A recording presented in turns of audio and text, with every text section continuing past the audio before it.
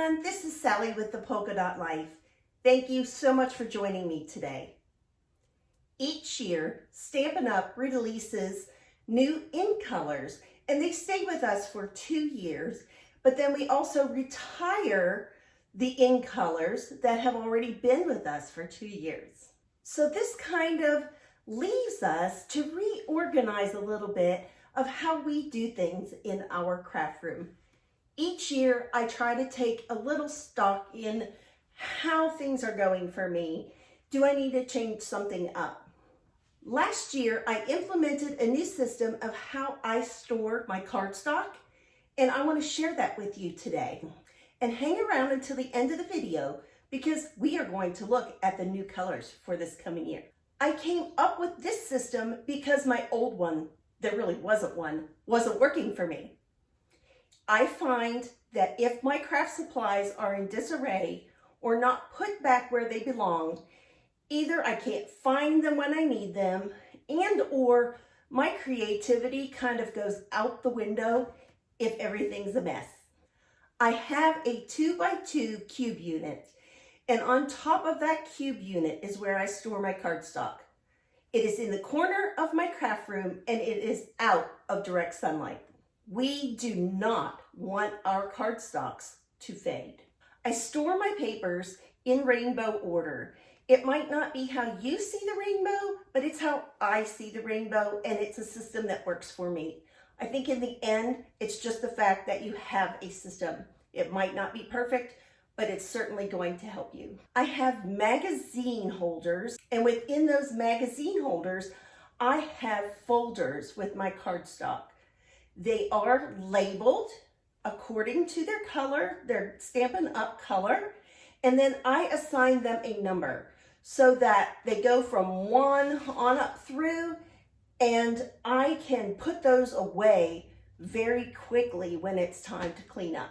Over here, I have my 12x12 Designer Series paper, and I have those in just clear folders from Stampin' Storage. They aren't kept in any particular order. I have my 6x6 papers in a Stampin' Storage folder as well, but I'm just not sure where I am going to put them in my craft room. I've kind of decided I want to do a little bit something different with them.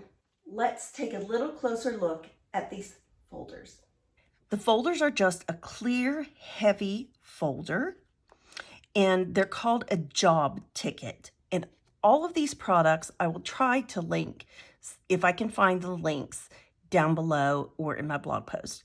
But I just go, after I've put them in the order that I see the rainbow, then I just have a template that I use and I type in the Stampin' Up! Name, and then I give them a sequential number.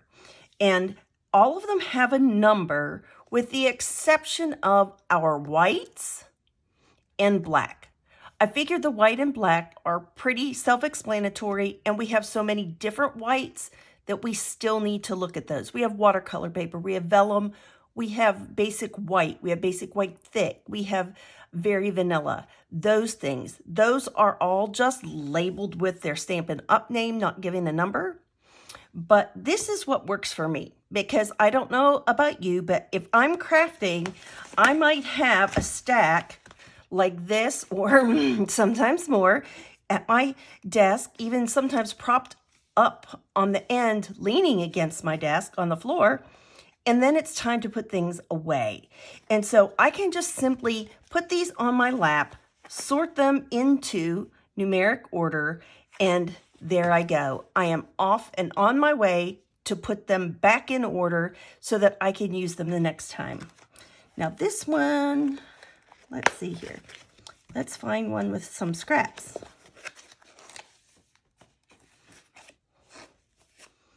I just take my scraps and I slip them right in the front.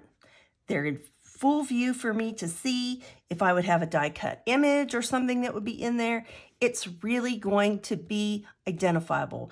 Pretty easy. Sometimes I get like a lot of really small pieces and I have to go weed those out or find a project to use them on or come up with something to use them with. But this is usually about the standard amount of scraps that I would maybe have. And so it just really works well for me. So when it's time to clean up, I just zip those little pieces back in there, and I take these back over to that 2x2 cube unit, and I put them away. You might be asking, Sally, why are you showing me these file folders? Well, I wanted to let you know that I will have a PDF file in my blog post that you can go and download these labels for your use. You can just print them. I will link the Avery size label in my blog post as well, but you will just be able to go and print them out and use them to help you in your craft room. And now for the fun part. Here are cards I made using our new 2021 to 2023 in colors. This is Pale Papaya. This is Polished Pink. This is Soft Succulent. This is Evening Evergreen. And this is Fresh Freesia. Now, I know that you wouldn't usually make a flower that looks one color like this, but I wanted to use this stamp set to show you some of the degrees that you can get from one ink pad. Because when you use the Fine Art Floral set, this first layer you stamp off.